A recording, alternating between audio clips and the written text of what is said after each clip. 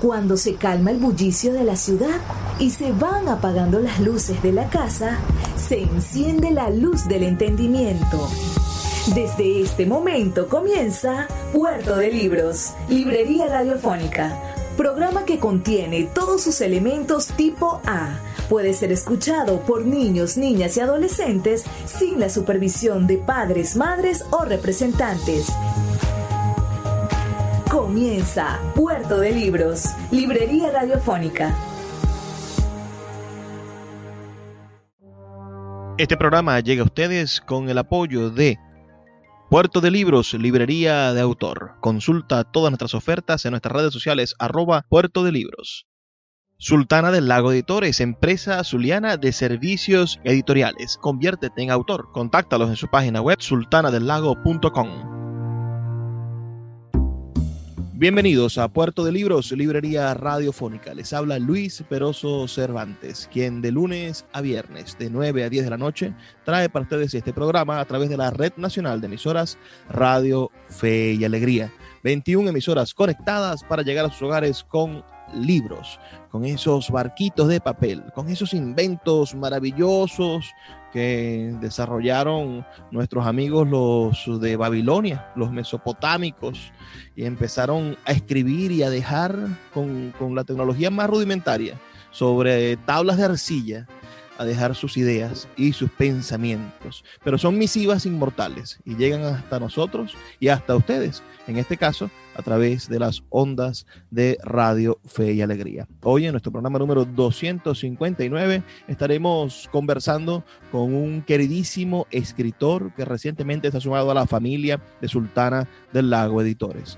Me refiero al escritor Manuel Maitín, un venezolano que en los últimos años ha estado viajando por el mundo con su oficio, de trabajo cinematográfico, porque Manuel Maitín es guionista de cine y también es director de casting de algunas películas en las cuales y producciones audiovisuales de las cuales vamos a estar conversando esta noche, y que este año y el año pasado, precisamente el 29 de noviembre, el Día del Escritor del año pasado, tuvimos el gusto de presentar su libro Octavio o Cómo protegerse de la intemperie y otros relatos en la colección Perpetuum, que es una colección que dirige nuestro amigo Álvaro de Marco. Creo que ha sido una inclusión maravillosa en el catálogo de Sultana del Lago, y vamos a estar también conversando sobre ese libro y sobre las relaciones que tiene con el cine, cómo escribir para cine o escribir literatura, o cómo imaginar personajes en ambos espacios pueden tener conexiones. Manuel, quiero que saludes a nuestra audiencia y que te presentes, para todos nosotros, para la Red Nacional de Emisoras Radio Fe y Alegría. Bueno, saludos a todos los oyentes de Puerto de Libros. Gracias por la invitación, Luis. De verdad, para mí es un súper placer, porque además te admiro un montón con todas las cosas que haces, con la poca edad que tienes. Uno supondría que la gente hace cosas más importantes cuando es más grande de edad. Y creo que, te admiro y te respeto, pues creo que haces una gran labor, pues, ¿no? Naces, Manuel, en 1961.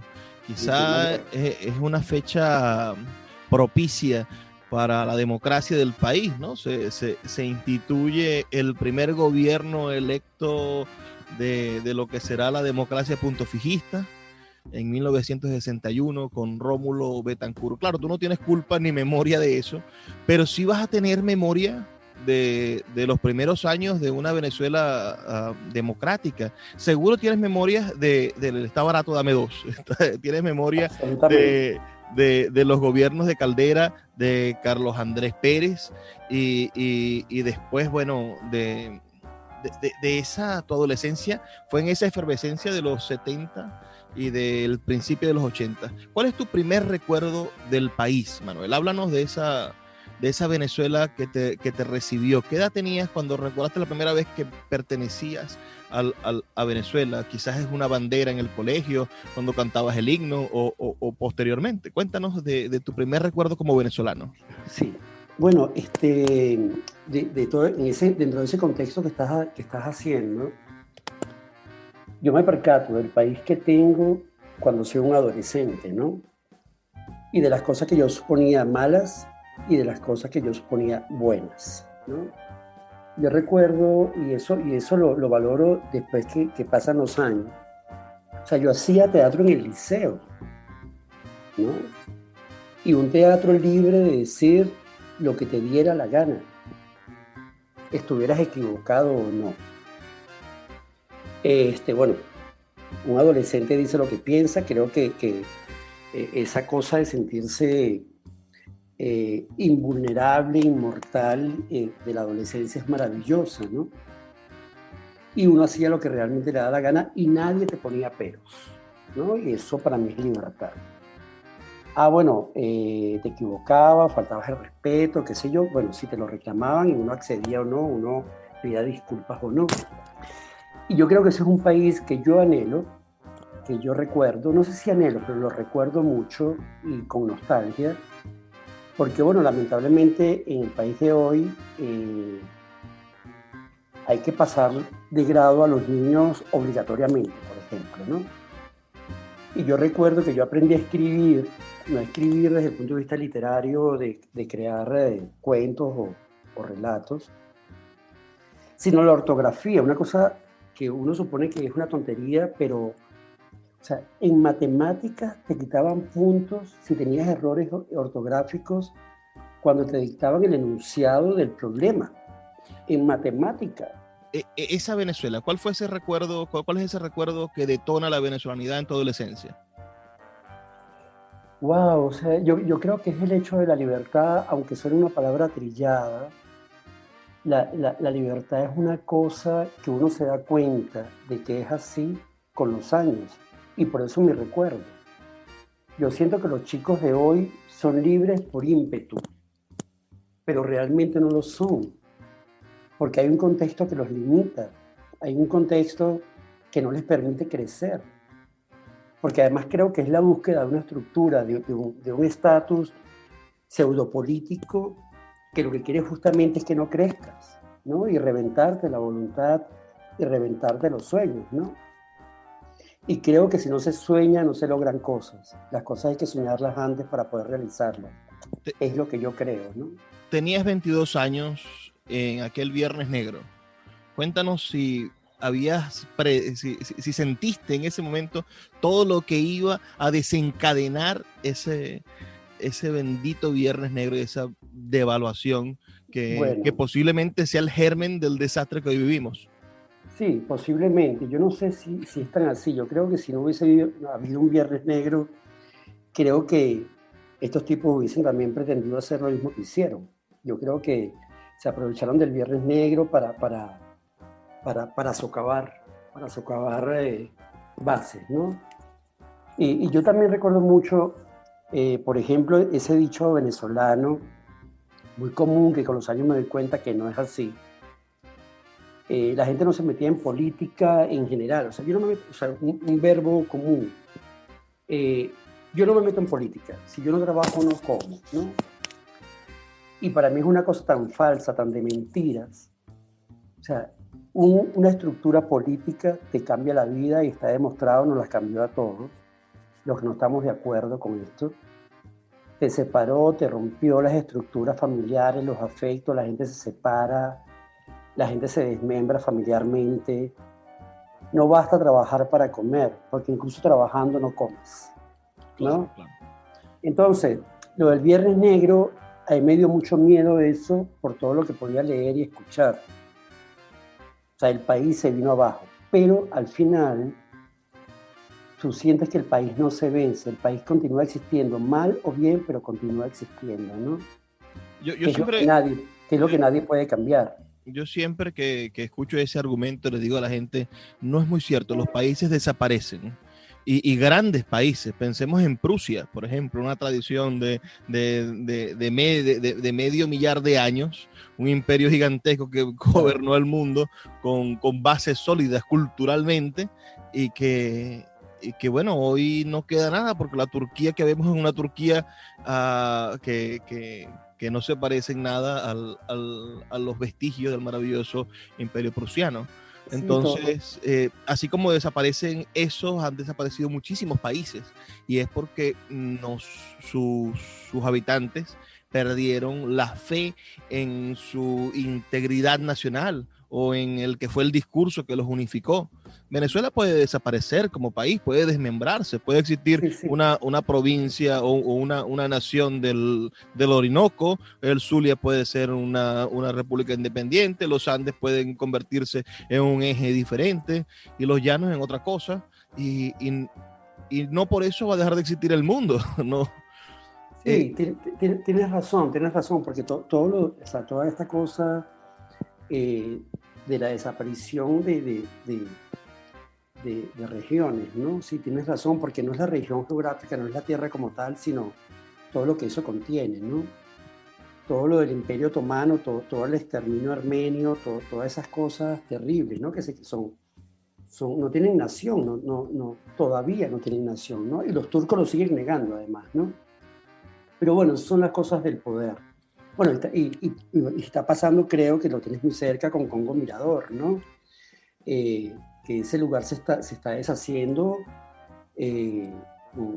bueno, a propósito de la situación país, de la estructura país, ¿no? O sea, que en su momento fue una cosa tan interesante, o sea, un pueblo de agua, ver a los niños jugando pelota dentro del agua, la gente rasurándose dentro del agua, o sea, es una cosa realmente, a mí me parece, desde el punto de vista de la dinámica, maravilloso, ¿no? Y bueno, y creo que Congo Mirador está desapareciendo también, ¿no? La gente se está yendo de allí, creo, ¿no? Sí, bueno. Lo más cerca que yo. Todo lo que es los vestigios de la cultura ñu están desapareciendo. En algún momento, por ejemplo, la laguna de Sinamaica, que hace apenas 50, 60 años todavía se construían los palafitos según las tradiciones milenarias añú, y los gobiernos, por ejemplo, con la mejor intención, digamos, empezaron a hacer palafitos de cemento, ¿no? Tirar bases de cemento, lanzar y construir encima una casita de Inavi, después de que tiraste la plataforma de cemento. Entonces tú dices, bueno, no entendiste nada, gobierno, no entendiste nada, arquitecto, porque evidentemente el asunto es la sustentabilidad de eso. El añú construye su casa con mangle y con las piezas de lo que tiene a su alrededor, y es más habitable, supera para el calor, y es ecológicamente más adecuado. De todas formas, son los ires y los venires de seguir eligiendo a personas que no leen, que es lo que decimos aquí todo el tiempo. El problema de Venezuela va a continuar en el momento en el que sigamos eligiendo a un concejal que no ha leído un libro, en el que sigamos eligiendo diputados que tienen cara de que no pasaron de sexto grado, y en el que sigamos teniendo presidentes que no tengan títulos universitarios, que no tengan doctorados, que no se hayan preparado para el oficio. Y eso no es que un título universitario te haga mejor persona, sino que simplemente demuestra, es un grado que demuestra tu preparación. Vamos a hacer una pausa, Manuel, de solamente 2 minutos para escuchar los mensajes que tienen para nosotros nuestros anunciantes. Todos los que nos están escuchando pueden reportar su sintonía al 0424-672-3597, 0424-672-3597, diciéndonos de qué parte del país nos escuchas. Ya volvemos con más de Puerto de Libros, Librería Radiofónica. Síguenos en @Librería Radio. My dad works in B2B marketing. He came by my school for career day and said he was a big ROAS man. Then he told everyone how much he loved calculating his return on ad spend. My friends still laugh at me to this day. Not everyone gets B2B, but with LinkedIn, you'll be able to reach people who do. Get a $100 credit on your next ad campaign. Go to linkedin.com/results to claim your credit. That's linkedin.com/results. Terms and conditions apply. LinkedIn, the place to be, to be.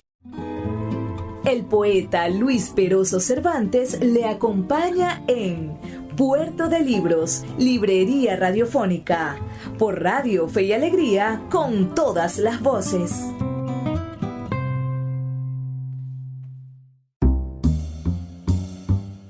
Seguimos en Puerto de Libros, Librería Radiofónica. Estamos esta noche en línea con el cuentista y cineasta venezolano Manuel Maitín. Manuel, tú comienzas el mundo del cine en 1988, leí, empezaste a prepararte o decidiste cambiar de oficio. No sé qué hacías antes. Cuéntanos qué hacías antes de descubrir el cine o antes de que el cine fuese tu vocación a la que has dedicado el resto de tu vida. Bueno, yo realmente vengo del teatro, Luis.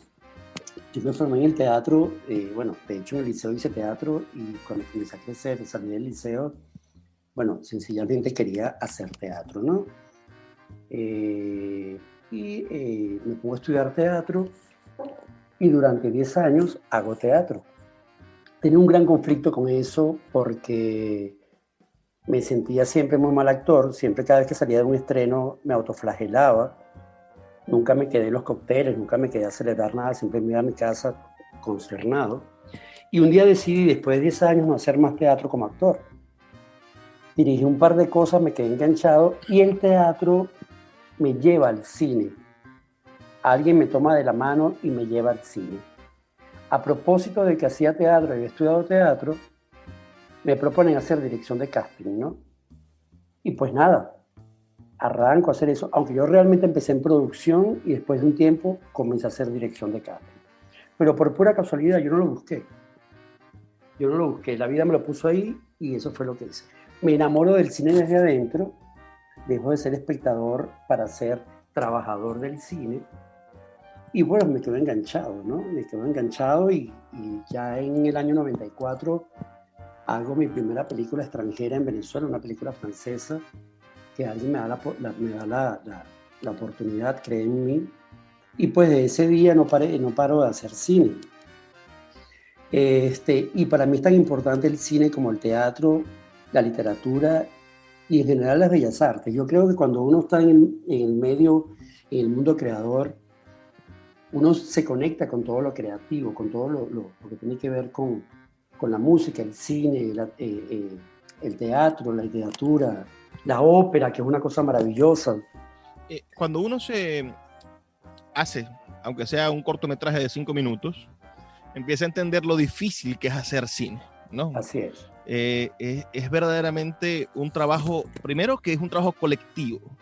No importa qué tanto quiera gritar el director, cuando el trabajo realmente sin todos los engranajes que funcionan dentro de la obra, no podría haber una obra maestra, no podría haber un ápice de calidad si no tenemos buenos actores, si no tenemos buenos guionistas, si no tenemos un buen director de casting que dirija a los actores y los lleva hacia el personaje, si no tenemos un buen decorado, si no tenemos una buena fotografía. Bueno, el director, que es quien toma las decisiones al final, no va a tener de dónde tomar decisiones, no va a tener buen material para hacer esas decisiones. Entonces, cuando nos damos cuenta de todo lo que lleva a hacer 5 minutos de un rodaje, entonces empezamos a valorar cosas como Araya, ¿no? Y decimos que majestuosidad de trabajo con casi nada, ¿no? Y hacer un discurso audiovisual tan sutil y tan crudo al mismo tiempo. O pensamos en una obra como venezolana, no sé, pienso en Huele Pega, ¿no? Qué cosa tan complicada de hacer, imagino yo, en esas calles que no están acostumbradas a que exista un rodaje cinematográfico, porque supongo que la gente que vive alrededor de la Fontana de Trevi dirá, bueno, otra vez van a grabar una escena aquí, ¿hasta cuándo van a estar grabando una escena en esta? Bueno, y es normal, pero en Sabana Grande no creo que sea normal ver todos los días a un equipo de filmación. Cuéntanos, de qué manera crees tú que el cine venezolano ha hecho grandes hitos? ¿Cuáles serían esas películas o esos espacios que tú dices, bueno, esto fue un trabajo monumental, dificilísimo de hacer solamente con verlo? Bueno, nada, antes de responder eso que hablabas de las locaciones, por ejemplo, hacer una película en Sabana Grande, por ejemplo, que quizás no es todos los días. Siempre filmar en la calle es complicado, siempre es muy complicado, y en situaciones de país como la que hemos vivido estos 20 años, mucho más complicado. Yo recuerdo mucho cuando estábamos haciendo Secuestro Express, se hizo en pleno paro petrolero. Entonces, imagínate, uno de los primeros problemas era cómo se iban a trasladar los camiones sin gasolina, ¿no? Era una cosa complicada, igual se atrevieron a hacerla, y bueno, todos en la calle. O sea, estamos hablando de el centro, donde está el Congreso, ¿no? ¿Te imaginas el montón de gente ahí? Bueno, filmar ahí es complicadísimo, pero se hizo, ¿no? Y creo que fue un buen resultado la película, ¿no? Creo que al final es una película que surtió... Y es una película que cuando uno la recuerda no tiene nada que envidiarle al cine español o a cualquier, es de una factura bastante buena. Sí, yo también lo creo, ¿no? Pues además creo que había un equipo de trabajo de muchos duros, ¿no? De gente con muchos años en el negocio, ¿no? De hecho, hay una persona que yo quiero muchísimo que es un jefe de máquina, que es el viejo Nieves, que bueno, nada, cuando pensaron en máquina, que pensaron en él, dije, bueno, nada, porque había mucha máquina en esa película, ¿no? Mucho trabajo de máquina, de trabajo con dolly, con cámara en mano, cámara car, o sea, la cantidad de cámara car que hay en esa película es brutal. Sí, hacía falta un duro como él, pues, ¿no? Entonces, claro, creo que eso es una gran película. Bueno, yo creo que hay muchas películas venezolanas maravillosas. De hecho, bueno, se acaba de cumplir el día del cine el 28 de este mes, el Día del Cine Nacional, el cine venezolano. Y bueno, de verdad, felicito a todo el cine venezolano y que podamos seguir haciendo cosas, ¿no? Pero películas maravillosas, desde arte y ensayo hasta películas de acción como Secuestro Express, o cosas como Puras Joyitas, que es un poco... la comedia, la sátira y el claro. uso del... No, y ese tono de Ocean 12 latinoamericano, ¿no? Esa cosa muy bien hecha y bueno, me encantó trabajar en esa peli, pues, porque además trabajé con gente maravillosa, ¿no? Entonces creo que hacer cine, si tú hablabas de Araya, que en ese momento era mucho más complicado, porque era en 35, era en cine, no era en video, y por supuesto los costos eran mucho mayores. La ventaja del video es que puedes repetir 500 veces una toma si no estás de acuerdo con lo que tienes, pero en una película en 35, en 16, bueno, tú tienes que plantearte, si no tienes plata, un 3-1. O sea, no me paso de 3 porque si no se me incrementa el precio de la película, ¿no? Bueno, el productor te pone un límite, ¿no? También. Entonces, claro, había mucho más esfuerzo en ese sentido. Era mucho más complicado. No es que no lo sea hoy. Hacer cine es una cosa complicada. Me ha pasado en reuniones de trabajo de mesa de lectura de guión. Cuando estamos leyendo el guión, me pasó en una película que no voy a mencionar. En una escena que estábamos leyendo, el director dice, no, eso es fácil de hacerlo, eso no es complicado.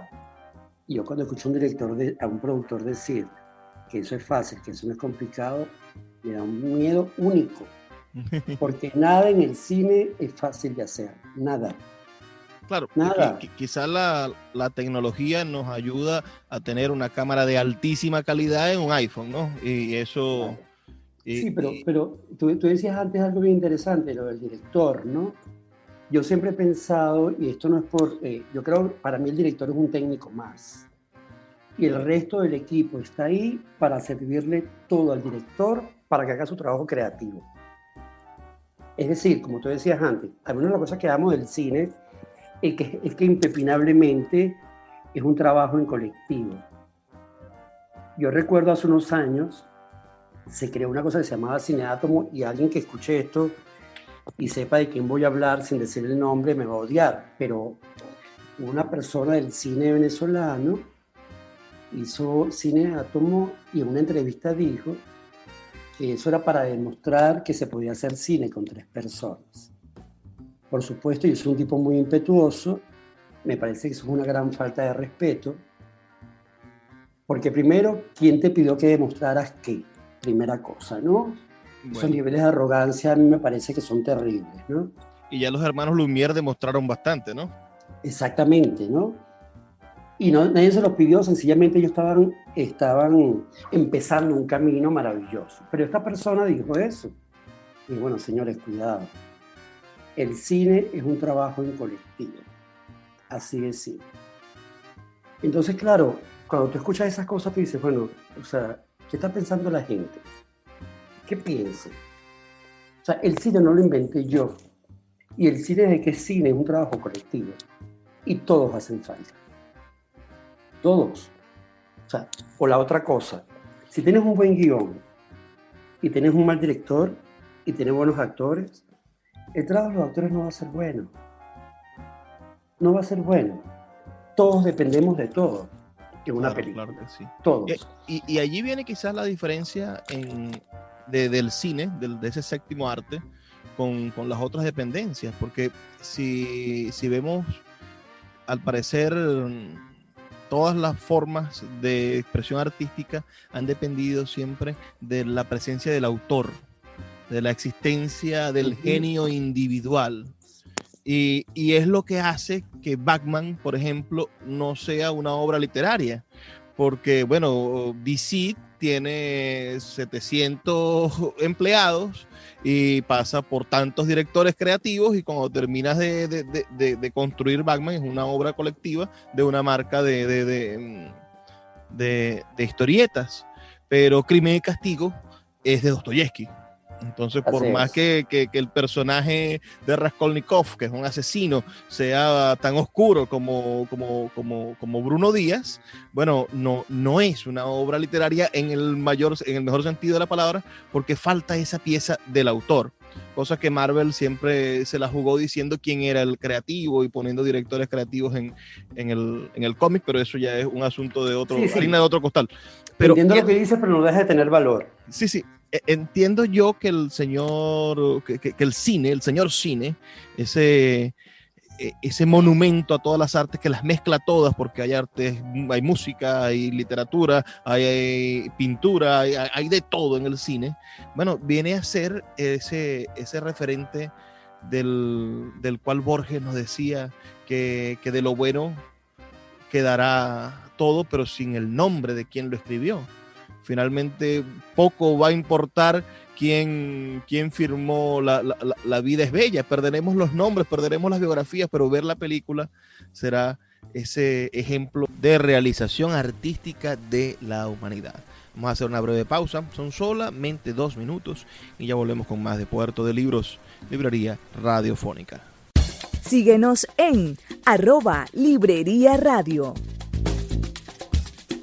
Want to teach your kids financial literacy, but not sure where to start? Greenlight can help. With Greenlight, parents can keep an eye on kids' spending and saving, while kids and teens use a card of their own to build money confidence. As a parent, you can send instant money transfers, set up chores, automate allowance, and more. It's a convenient way to run your household, customized to your family's needs, and the easy way to raise financially smart kids. Get started with Greenlight today and get your first month free at greenlight.com/Spotify.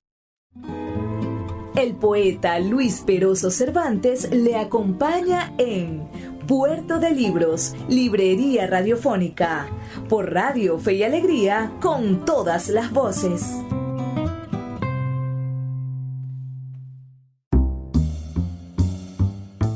Seguimos en Puerto de Libros, Librería Radiofónica.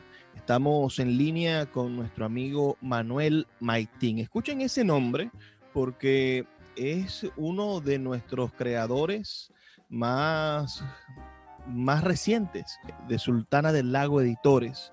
Su libro es verdaderamente una belleza y una pieza que de por sí pone en evidencia el talento cinematográfico que tiene Manuel, porque tiene una forma de describir a los personajes que nos hace entenderlos en todas sus dimensiones.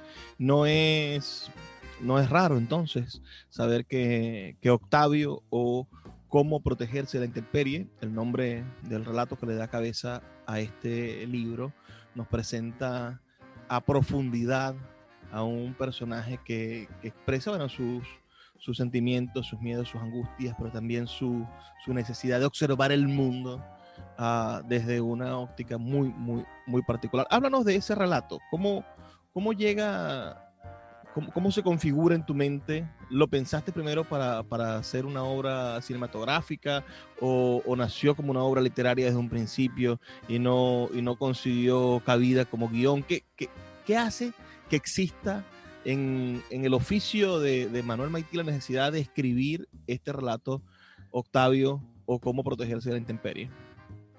Fíjate que es bien particular lo que dices, porque yo empecé a escribir ciertamente lo de Octavio como un guión para un corto. Y no daba pie con bola, no daba, ¿no? Porque además yo tengo un problema cuando yo he escrito como 2 guiones de cortos, y siempre escribo mucho en prosa. La prosa de esos guiones son prosas literarias. Claro, el guión es literario, ciertamente, pero más parece un relato que un guión. Y cuando he escrito esos guiones, se los he mandado a gente de mi confianza, que tiene que ver con el cine, y a gente que no tiene nada que ver con el cine.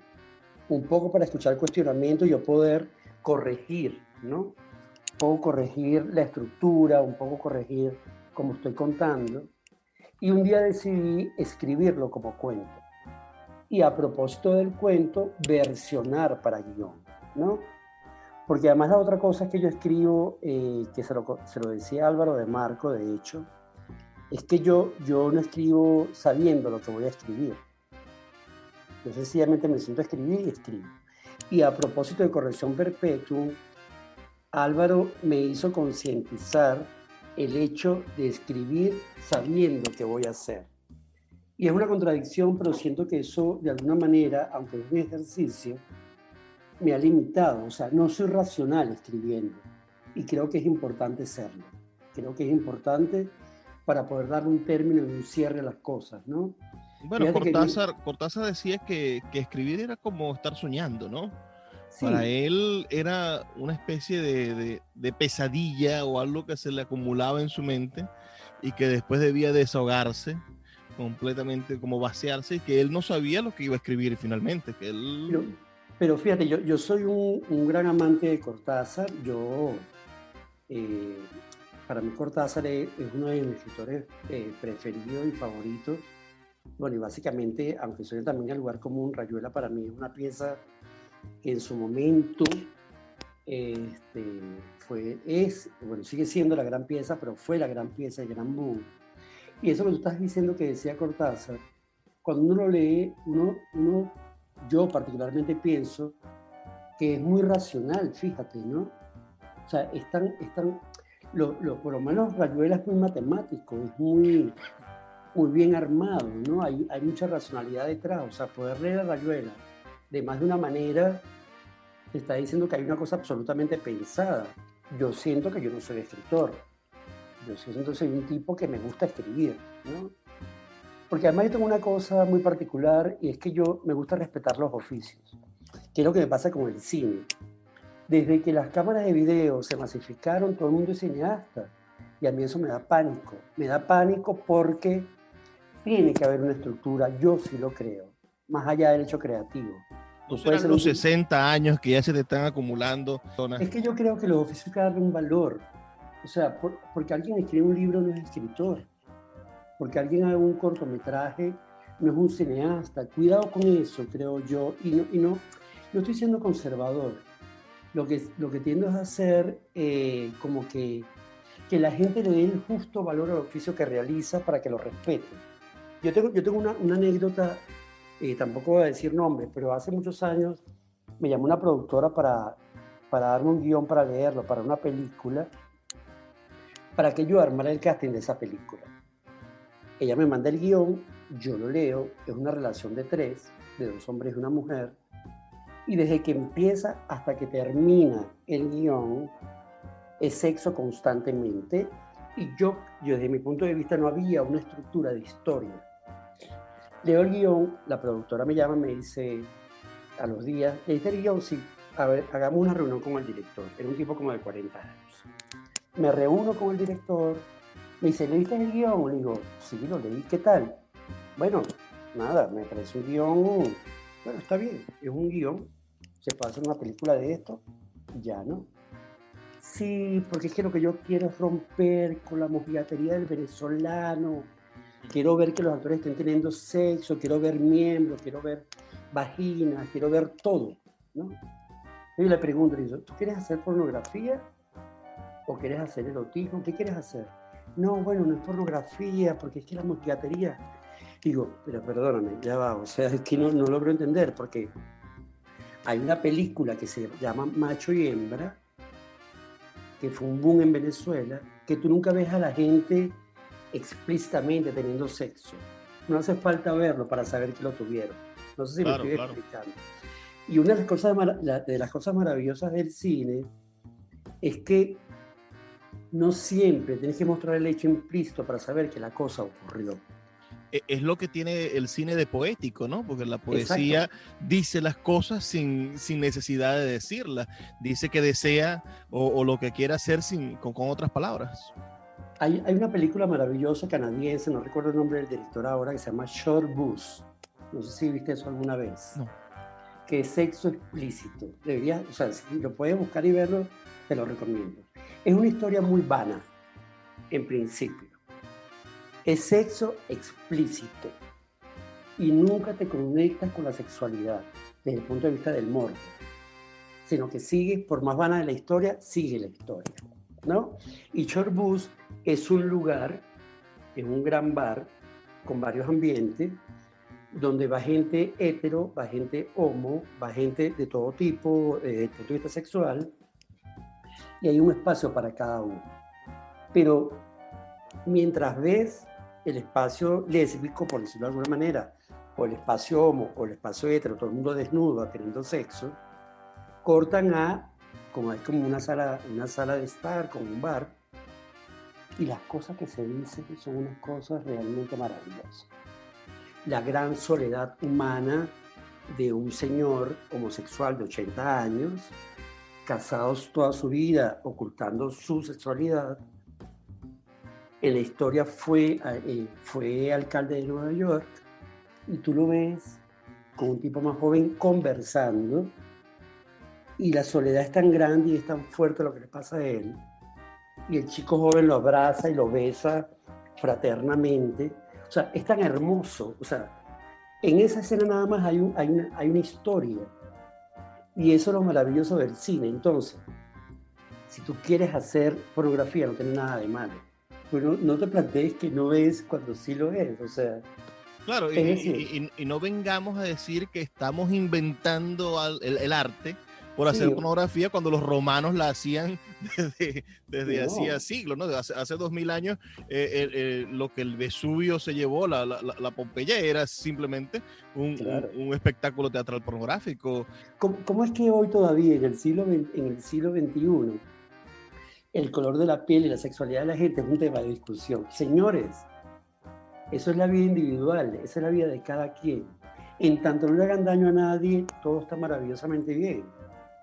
O sea, ese es tu cuerpo, ese es tu gusto. O sea, la gente sigue buscando diferencias. Señores, la única diferencia entre un homosexual y un hetero es su gusto sexual.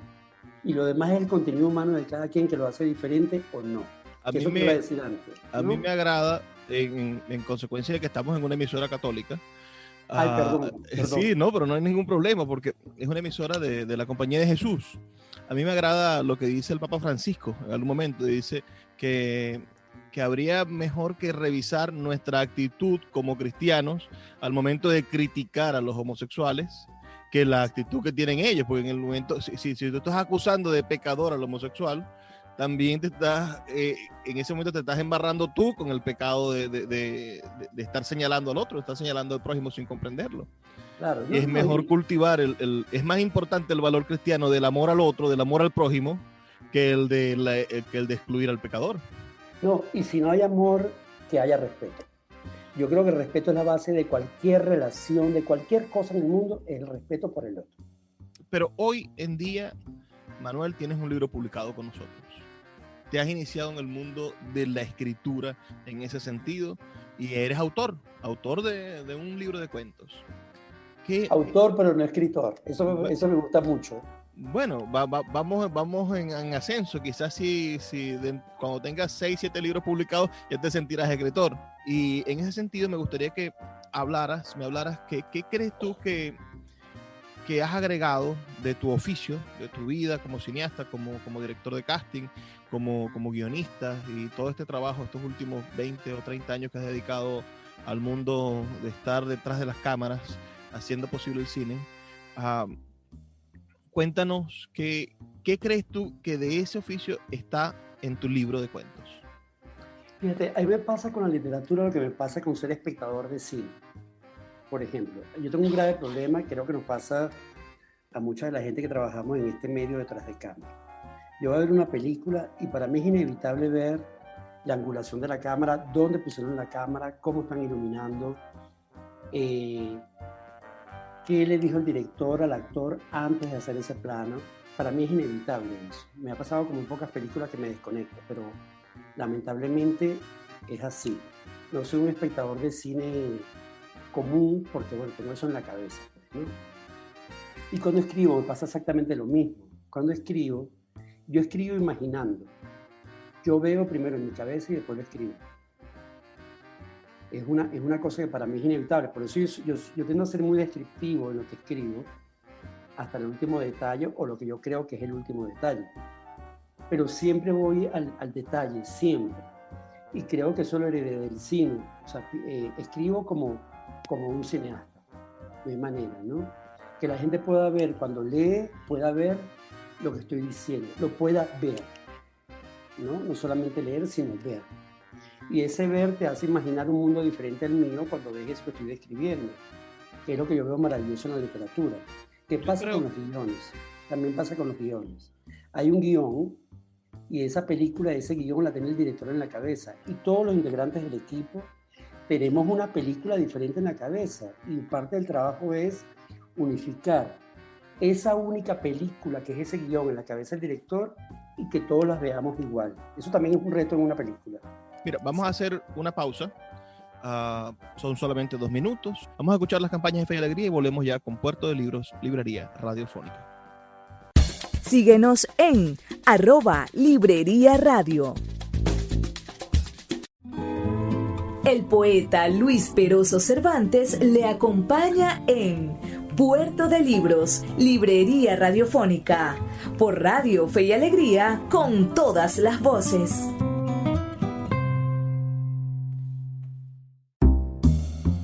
Seguimos en Puerto de Libros, Librería Radiofónica. Ya estamos llegando al final, nuestro último segmento. Hemos tenido una noche verdaderamente exquisita, hablando de cine, de libros, y ¿por qué no? Si nos detenemos a hablar un poco acerca del país que vivió nuestro amigo Manuel Maitín, con quien estamos conversando. Recuerda que pueden reportar su sintonía al 0424-672-3597, 0424-672-3597, diciéndonos de qué parte del país nos están escuchando. Manuel Maitín nació en el año 1961. Ya sabemos, bueno, que este año cumple 60 años. Y sus canas, si ustedes lo pudieran ver, yo tengo el gusto de verlo en este momento, hablan de una muy, muy buena vida. No parece que tuviera 60 años, parece de 50 o de 40 y tantos. Pero le deseamos una vida larga. Las personas, los buenos somos pocos, decía Juan Rulfo, y por eso tenemos que tener muchos hijos para que los malos no nos sigan ganando las elecciones. Es una buena teoría. Qué bueno eso. Manuel, te fuiste del país. Eres un inmigrante. Cuéntanos de esa terrible experiencia. Terrible y maravillosa, porque imagino que me has contado, estuviste en República Dominicana, en Argentina, ahora estás en México. Háblanos de qué se siente ser un venezolano inmigrante en el exterior, sobre todo un venezolano de 60 años, porque regularmente tenemos en mente que se van los jóvenes, se van los muchachitos de 20 años, los que se graduaron de bachiller salen del país, alguien les da un trabajo en Europa, en Argentina, tal, te tengo un puesto de trabajo, pero Pero llegar con 60 años a otro país quizás no es la mejor oportunidad para el progreso, porque el capitalismo, como lo conocemos, ya después de los 40 no ve perfiles laborales en casi nadie. Sí, es complicado. Fíjate que yo fui migrante mucho antes de todo hace más de 20 años. Me fui a vivir a Puerto Rico, estuve 3 años, fui a hacer una película y me quedé como 3 años en Puerto Rico. Pero fue una decisión propia, o sea, no fue obligado, nada me empujó a irme obligadamente. Yo estaba casado con una ciudadana americana y bueno, nada, tuve la residencia desde que llegué y fue una gran ventaja, obviamente, ¿no? Llegué trabajando, así de simple, ¿no? Y bueno, por lo económico no había problema porque sencillamente, trabajar en lo que sea. Hice una película, trabajé en comerciales, cuando estaba parado lavaba platos, porque no quería detenerme porque me daba mucho temor no tener plata en el banco, da mucho miedo para vivir el día a día. Ahora, la inmigración obligada es terrible, ¿no? En principio por lo obligado. Yo soy lo que digo que obligado ni el cielo. Yo creo que las cosas tienen que ser en buena lid y que fluyan, porque eso es lo que te da la tranquilidad y la felicidad, ¿no? Bueno, sí, lo que tú acabas de decir de la edad es muy fuerte, son riesgos que se corren porque uno está buscando más allá de la edad una mejor vida porque uno sueña. Si no eres capaz de soñar, no te atreves a hacerlo, ¿no? Y correr el riesgo, es un gran riesgo y de hecho, lo digo, no me ha ido bien del todo en México. Primero, porque aquí trabajar sin papeles es complicado y la residencia me salió como al año de estar acá. E inmediatamente, en el 2020, cuando me dan la residencia, ya estaba la pandemia, cae la pandemia una semana después y por supuesto todo se detuvo, ¿no? Es muy duro porque entonces cuando sientes tanta nostalgia por estar en tu casa, que es tu país, donde de alguna manera sientes seguridad y tranquilidad más allá de los conflictos, más allá de ese contexto que es el país hoy día. Pero entonces también tú lo piensas y lo balanceas, ¿no? Y dices, ¿qué voy a hacer en Venezuela en este momento? ¿No? Y la razón por la que me fui, entre muchas, es que yo no me cayó la boca y me estaba metiendo ya en problemas, ¿no? Decía lo que pensaba y unos amigos, mi madre, Manuel, vete porque de verdad, vete, ¿sabes? Porque no sé cómo callarme, porque lamentable o afortunadamente tiendo a ser justiciero y me metía en problemas, pues. O sea, me metía en problemas y la gente que me quiere decía, mira, mejor te vas porque vete, ¿no? Yo le pongo un escenario a todas las personas que están en el extranjero. Yo les digo, existen muchísimos ejemplos de autocracias y de estructuras de gobierno en el país en los cuales un partido, un grupo de poder o una persona han permanecido en el poder 50 años. Cuba es el mejor ejemplo de Latinoamérica, pero... Claro. Pero México con la dictadura del PRI, por ejemplo, más de medio siglo un mismo partido gobernando. 70 años, por lo menos. Y si nos vamos a África, familias y partidos gobernando infinitamente. Entonces no es absurdo pensar que tengamos a Nicolás Maduro y al PSV 20 años más en el poder. Espero que no. Nuestro deseo del cambio político sería saludable para Venezuela. Es decir, a pesar de que pase lo que pase, el cambio político siempre beneficia a una nación. En Estados Unidos, por ejemplo, ahorita que lleguen los demócratas al poder nuevamente, me parece que siempre va a beneficiar a Estados Unidos, porque los norteamericanos van a tener la oportunidad de elegir un republicano dentro de 4 años, si el demócrata no lo hace bien. Entonces, pensando en ese escenario, que los próximos 20 años siga gobernando la misma ideología política, sigan gobernando los mismos que están gobernando ahorita y quizás nuevas generaciones de esos, porque también hay nuevas generaciones de de seguidores del chavismo. ¿Qué piensa hacer Manuel en los próximos 20 años si el chavismo sigue gobernando Venezuela? Bueno, en principio no creo que vuelva a Venezuela, no creo que vuelva por las mismas razones por las que me fui, que te acabo de decir. Creo que no va a poder vivir en Venezuela dentro de un contexto como ese. Me va a costar mucho desde el punto de vista humano, y me va a costar mucho porque si hubiese un contenido ideológico lo podría entender, que para mí no es así. Como tampoco creo que el problema es Maduro, creo que hay que salir de absolutamente todos. Chávez se murió y no pasó nada, por ejemplo, que era realmente más rudo que este tipo desde el punto de vista... sí, del apoyo popular, es decir, era una cuestión... Exactamente. Y un hombre peligroso en el sentido del que lo escuchabas media hora y te podía convencer. Entonces, ¿será que...? Bueno, a mí, yo lo admito, yo voté por Chávez y eso me duró un año, lo admito. Y fue un gran error que cometí en mi vida porque no logro entender cómo alguien que un golpe de Estado mató a tanta gente fui capaz de hacer eso, ¿no? Y no me arrepiento porque el arrepentimiento no vale de nada. Pero sí, me equivoqué garrafalmente y me di cuenta que me había equivocado con la tragedia de Vargas. La gente muriéndose en Vargas y él llamando elecciones. Eso, alguien sensato con humanidad para el país y se ocupa de lo que se tiene que ocupar en ese momento, que era lo que ocurría en Vargas, ¿no? Pero creo que hay que salir de todo porque esto es un gran clan, aquí no hay trabajo ideológico, desde mi punto de vista, ideológico político, quiero decir.